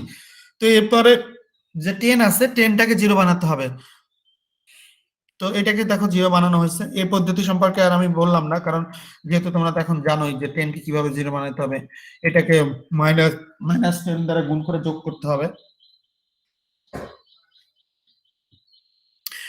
এরপর আমরা থার্ড রোতে চলে যাব। থার্ড রো এর আমাদের দেখো থার্ড রোতে লিডিং ওয়ানের নিচে যখন 0 বানাইছি, সেকেন্ড রোতে প্রথম দুটো এলিমেন্ট 0 হয়ে গেছে, পরে আছে -55। -55 কে যদি আমরা 1 বানাইতে হয় লিডিং ওয়ান, তাহলে কমন নিতে হবে কি এই থার্ড রো থেকে -55, কারণ অন্যগুলো এলিমেন্ট 0 আছে, তো এখান থেকে -55 কমন নেওয়া হয়েছে, তখন এখানে 1 চলে আসছে। তো -3 ইন্টু -55। তো এরপরে হ্যাঁ বলো। স্যার আমার একটা কোশ্চেন ছিল স্যার, ওইটা তো 6 ছিল আর 6 এর পরে 10 কিভাবে হয়েছে স্যার? ওটা তো বুঝলাম না ঠিক, থার্ড রোটা। হ্যাঁ 10 6 ছিল তাই তো। জি স্যার। তো এখানে তো জি জি আমাদের এখানে 2 ছিল, এই 2 কে আমাদের 0 বানাইতে হয়েছে না। জি। তো সেই ক্ষেত্রে আমাদের ওই ফার্স্ট রো এর সাথে যোগ করতে হয়েছে। ফার্স্ট রো কে -2 দ্বারা গুণ করছি, তারপর এটার সাথে যোগ করছি, যোগ করলে এখানে 0 হয়ে গেছে, পরবর্তী এখানে 6 ইন্টু 6, আরে এখানে যদি -2 দ্বারা গুণ করলে -2 ইন্টু -2 দ্যাট মিন্স +4, 6 + 4 = 10 আসছে। তারপর এখানে 2 3 ইন্টু -2 = -6, আর এখানে 1 আছে, -6 + 1 = এখানে -5 আসছে। জি স্যার, স্যার ধন্যবাদ স্যার। আচ্ছা, তো এবারে দেখো leading row, first leading row পেলাম, তার নিচে লিডিং ওয়ান পেলাম, তার নিচে 0 পেলাম, সেকেন্ড লিডিং ওয়ান পেলাম, তার নিচে 0 পেলাম, থার্ড লিডিং ওয়ান পাইলাম। তো আমাদের রো রিডাকশন ফর্মুলা বা রো ইসিলন ফর্ম যেটা ছিল সেটা আমরা করে নিলাম এখানেও। তো এরপরে হচ্ছে আমাদের নির্ণায়কের ক্ষেত্রে একটা সুবিধা আছে যে আমাদের এখান থেকে মানে যে ডিটারমিনেন্ট আছে সেটা আমাদের কমানো যায়, ধাপ করে কমানো যায়। যেমন এখানে একটা 3/3 ডিটারমিনেন্ট ছিল, এটাকে আমাদের এখন 2/2 তে ডিটারমিনেন্টে নিয়ে যেতে পারবো। সেই প্রসেসের জন্যই রো রিডাকশন ফর্মুলা করা হয়েছে। এখানে বলাই হচ্ছে রো রিডাকশন, তার মানে রো রিডিউস হবে, কমে যাবে। রো কমে গেলে তার সাথে কলমও কমে যাবে একটা। যেমন এরকম থাকে 0 0 1 যদি থাকে, তাহলে এই 0 0 সহ এই 1 এর সাথে যে রোটাতে আছে সেটা আমাদের বাদ চলে যাবে। 0 0 1, এই যে 0 0, এই যে ফার্স্ট কলম এবং ফার্স্ট রো, এটা পুরো বাদ চলে যাবে। তখন বাকি থাকবে 1 5 আর 0 1, এই 2/2 তখন একটা ডিটারমিনেন্ট থাকবে। তো এইভাবে করে রো রিডাকশন করা হয়েছে, রো কমানো হয়েছে। এভাবে যদি 4/4 থাকে, যদি এরকম থাকতো 4/4, সেক্ষেত্রে আমাদের বানাতাম কি লিডিং ওয়ান, তার নিচে 3টা 0 হইতো, তাহলে ওই 3টা 0 সহ লিডিং ওয়ান যেটা ছিল সেইটা সহ পুরো রোটাকে আমরা বাদ দিয়ে দিতাম। সেক্ষেত্রে 4/4 এর জন্য প্রথমে রো রিডাকশন করলে 3/3 হইতো, তারপর সেই 3/3 কে আবার 2/2 করে তারপর করতে হইতো। এইভাবে যত বেশি রো থাকবে, আস্তে আস্তে করে এক একটা রো রিডাকশন করতে করতে করতে নাম্বার 2 তে চলে আসবো। যখন নাম্বার 2 রিডাকশন মানে 2টা রো 2টা কলাম থাকবে, তখন আমরা ওই যে প্রথমে AD - BC ফরম্যাটে করছি সেই ফরম্যাটে করলে ইজিলি হয়ে যাবে। তো যেহেতু একটা রোকে রিডাকশন করলেই আমাদের এখানে চলে আসতেছে, তো 2/2 ম্যাট্রিক্স, তাহলে 1 × 1 মানে 1, আর 0 × 5 মানে 0, 1 - 0 = 1, সেই 1 হচ্ছে এই। তারপরে এই দুইটা গুণ করলে 165 চলে আসে। তো এভাবে করে রো রিডাকশন ফর্মুলা করে আমরা করতে পারি।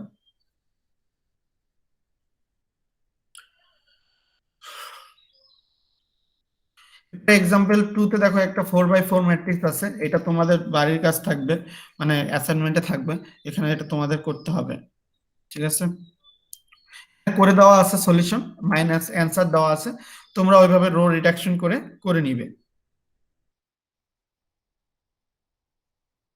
একটা জিনিস মনে রাখবে যে রো রিডাকশন যখন করবে, একটা আমি কথা বলে দিচ্ছি যে যদি 4/4 বড় ম্যাট্রিক্স থাকে, তার ডিটারমিনেন্ট নির্ণয় করতে হয় শুধুমাত্র ফার্স্ট যে লিডিং ওয়ান আছে তার নিচে 3টা 0 যখন হয়ে যাবে, তারপরে আবার সেকেন্ড রোতে যাবা না যে সেকেন্ড রোতে লিডিং ওয়ান খুঁজি।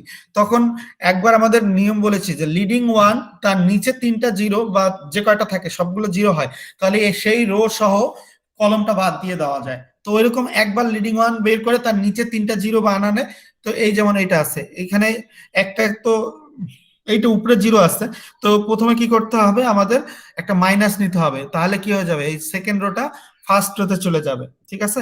সেকেন্ড রোটা ফার্স্ট রোতে চলে যাবে, ফার্স্ট রোটা সেকেন্ড রোতে চলে আসবে, তাহলে এই মাইনাসটা দেওয়া হয়েছে। সেই মাইনাসটা দিলে কি হয়ে যাবে, 1 উপরে চলে যাবে, 3টা নিচে 0 চলে আসবে, তাহলে এইটা সহ এই পুরোটা বাদ দিয়ে দেওয়া যাবে, পুরো এটা বাদ চলে যাবে। তো যেহেতু এটা প্রথমে উপরে চলে যাবে এইটা, তাহলে এইটা একটা বাদ হবে, এই -1 1 3 থাকবে, কারণ এটা সেকেন্ড রো চলে যাবে। তো দেখো সেইটা করে এখানে কিন্তু একটা 3/3 ম্যাট্রিক্স চলে আসছে। আবার খেয়াল করে দেখো, এই যে শুধু এখানে -1 আছে, এইটাকে তুমি যদি +1 বানাইয়া দাও আর নিচে যদি দুইটা 0 বানাইয়া দাও, তাহলে কি এই 0 0 1 হলে এইটা বাদ দিয়ে দেওয়া যাবে, তখন শুধু থাকবে এই যে 3 3 9 9। এভাবে করলেই হবে, পুরোটা রো রিডাকশন করতে হবে সব ক্ষেত্রে তা কিন্তু দরকার হবে না। ঠিক আছে, খুবই সহজে, কিন্তু এটা কিন্তু অনেক বড় ম্যাথ ছিল, মাত্র 4 থেকে 5 লাইনে এখানে করেছে। তোমরা করলে হয়তো বা 7 8 লাইন হবে, তোমরা এটা একটু নিজেদের মতো করে নিবে। ঠিক আছে, এটাও তোমাদের কাজ থাকবে, করে দেওয়া আছে। প্রসেসটা কিভাবে হলো বুঝাই দিলাম, বাট তোমরা এটা বিস্তারিত ক্যালকুলেশন করে আমাকে দেখাবে, বা আমি এটা ম্যাথ হিসেবে তোমাদের দিব এই টাইপের কিছু। তো আমি বললাম যদি 3/3 ব্যতীত 4/4 বা 5/5 ম্যাট্রিক্স থাকে, তাহলে কি করতে হবে, ফার্স্ট রোটাকে লিডিং ওয়ান বানাইতে হবে, তার নিচে যে কয়টা এলিমেন্ট আছে সবগুলো 0 বানাবো, তারপর সেই রোটা সহ ধরে পুরো কলমটা বাদ দিয়ে দেবো। এভাবে করে করে রিডাকশন করতে করতে 2/2 পর্যন্ত যখন চলে আসবো, তখন তো আর রিডাকশনের দরকার নাই, তখন 2/2 যেমন এখানে চলে আসছে, তখন আমরা জানি যে AD - BC, এই যে 3 × 3 9 মাইনাস 3 × 9, দ্যাট মিনস -27, ওইটা করলে যেটা আসবে সেটা এখানে চলে আসবে।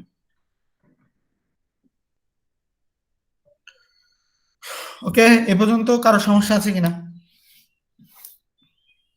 স্যার এখানে -18 হলো কেমনে? ক্যালকুলেশন করতে হবে। স্যার এখানে তো যে মানে সামনে তো দুইটা মাইনাস, তাহলে মাইনাসে মাইনাসে প্লাস হওয়ার কথা না নাকি?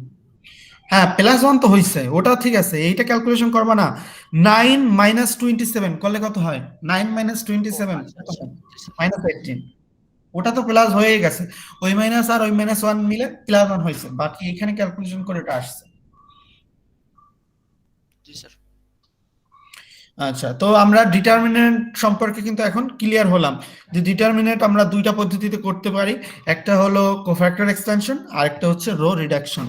তো এই দুইটা আমরা ক্লিয়ার। এখন আমরা অ্যাডজয়েন্ট ম্যাট্রিক্স দেখব। অ্যাডজয়েন্ট ম্যাট্রিক্স কাকে বলে এটা আমার জানতে হবে। অ্যাডজয়েন্ট ম্যাট্রিক্স, আমরা যে কোফ্যাক্টর জিনিসটা শিখেছি, সেই কোফ্যাক্টর একটা ম্যাট্রিক্স যদি 3/3 ম্যাট্রিক্স হয়, তাহলে 3/3 গুণ করলে কত হয়? 3 × 3 গুণ করলে 9টা এন্ট্রি থাকে। এই 9টা এন্ট্রির যদি 9টা কোফ্যাক্টর পাবো আমরা, এই 9টা কোফ্যাক্টরকে যদি আমরা আলাদাভাবে একটা পজিশন ওয়াইজ বসে ম্যাট্রিক্স তৈরি করি, সেই ম্যাট্রিক্সটাকে বলা হবে কোফ্যাক্টর ম্যাট্রিক্স অফ এ।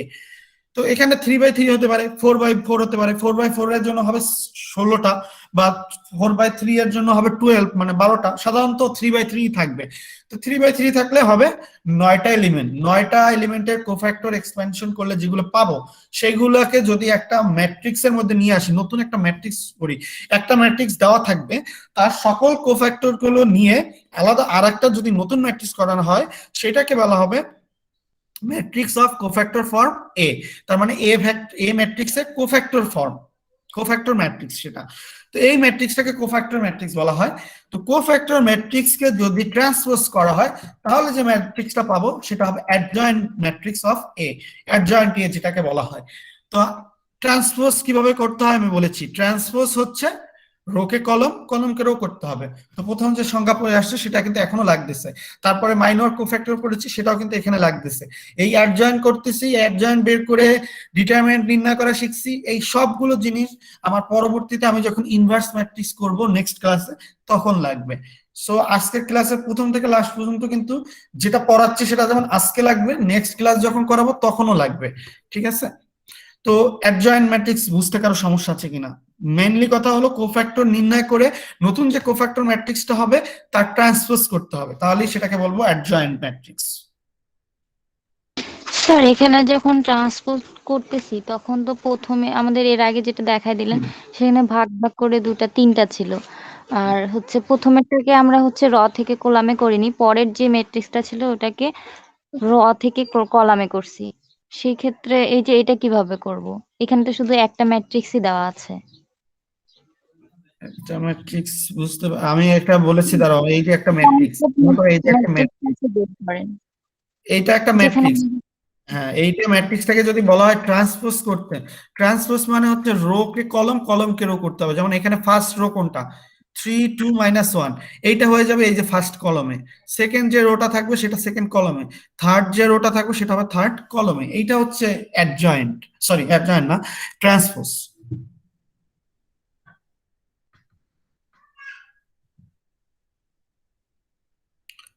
বোঝা গেছে নাকি আবার বলতে হবে? জি স্যার, বুঝতে পারছি। স্যার আরেকবার রিপিট করেন। হ্যাঁ বলো। এটা আরেকবার একটু বলেন। কোনটা? জোরে বলো, শোনা যায় না। স্যার এই ট্রান্সফার্স ম্যাট্রিক্স। ট্রান্সপোজ ম্যাট্রিক্স তো গত ক্লাসে করাইলাম, দাঁড়াও তাও দেখাচ্ছি, গত ক্লাস থেকেই দেখাচ্ছি।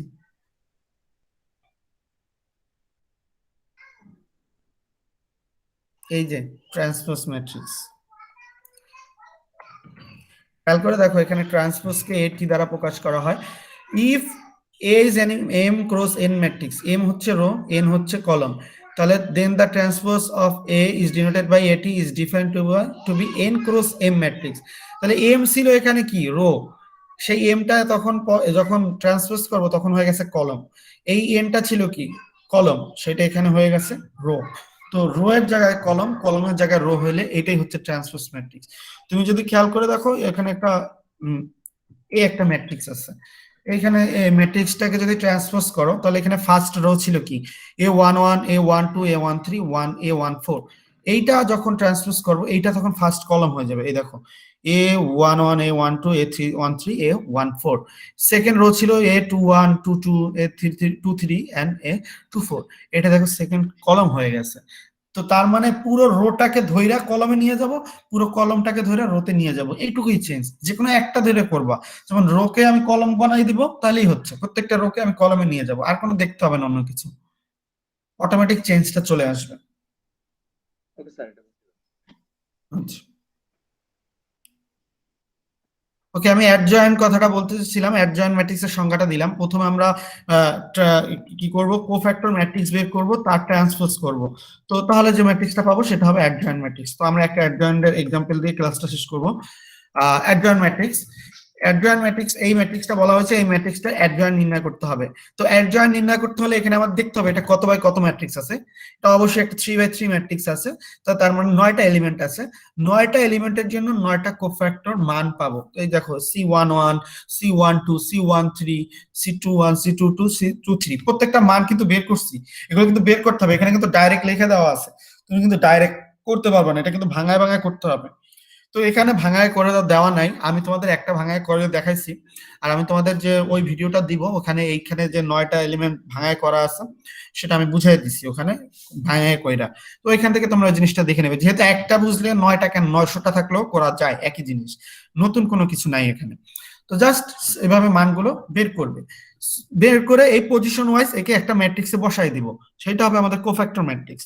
যেমন C11 প্রথম এলিমেন্ট হবে এটা, এই যে 12, C12 প্রথম রো সেকেন্ড কলাম হবে 6, প্রথম রো তৃতীয় এলিমেন্ট হবে -16, এভাবে করে প্রত্যেকটা বসায় আমি কোফ্যাক্টর ম্যাট্রিক্স পাইলাম। আর কোফ্যাক্টর ম্যাট্রিক্সের অ্যাডজয়েন্ট কিভাবে করব, এটাকে ট্রান্সপোজ করব। তো ট্রান্সপোজ করলে করতে হবে কি, ফার্স্ট যে রোটা আছে এটা ফার্স্ট কলাম হয়ে যাবে, মানে 12 6 -16 এটা হবে ফার্স্ট কলাম। এই দেখো 12 6 -16 হচ্ছে ফার্স্ট কলাম। সেকেন্ড রো ছিল 4 to 16, সেকেন্ড কলাম হয়ে গেছে এটা 4 to 16। 12 -10 16 এটা থার্ড রো ছিল, এটা থার্ড কলাম হয়ে গেছে। এই অ্যাডজয়েন্ট ম্যাট্রিক্স হয়ে গেল। দেখতে এটুকু লাগতেছে, কিন্তু যখন তুমি ওই কোফ্যাক্টর এক্সপ্যানশন করবা সেটা কিন্তু ওইখানেই প্রায় 1.5 পৃষ্ঠা 2 পৃষ্ঠা হয়ে যাবে, ঠিক আছে? ওকে, এইটুকুই লেসন আজকে। এটা কিন্তু বেশ বড় একটা মানে টপিকস কিন্তু গিয়েছে আজকে, এটা কিন্তু এটার উপর কিন্তু অ্যাসাইনমেন্ট একটা না দুটাও দেওয়া যায়, আমি কিন্তু অ্যাসাইনমেন্ট একটাই দিচ্ছি এটা থেকে, সো এটা খুব ভালো মতো করবে। আর যদি সমস্যা থাকে আমাকে বলবে, সমস্যা নেই, আমি সেটা দেখানোর চেষ্টা করব। বাট এখন পর্যন্ত যেটুকু বলছি সেখানে যদি কারো সমস্যা থেকে থাকে বলো।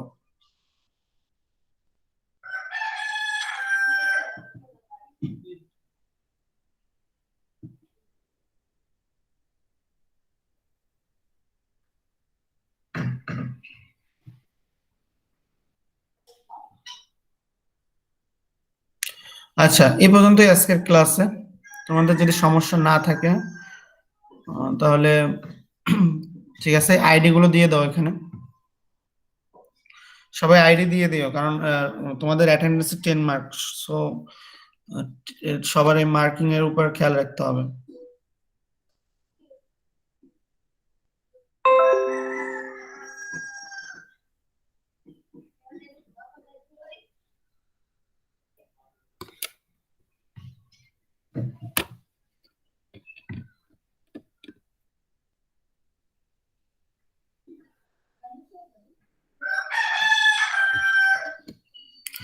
আজকের ক্লাস এ পর্যন্তই। যাদের আইডি দেওয়া হয়েছে লিভ নিতে পারো। নেক্সট ক্লাস আমরা ইনশাল্লাহ দেখা যাক, এখানেই মনে হয় অনলাইনে তো হবে, 14 তারিখের আগে পড়বে, সো নিব, তারপরে দেখা যাক কি হয় ডিসিশন। ভালো থাকো সবাই। স্যার আসসালামু আলাইকুম। আসসালামু আলাইকুম স্যার। ওয়ালাইকুম আসসালাম।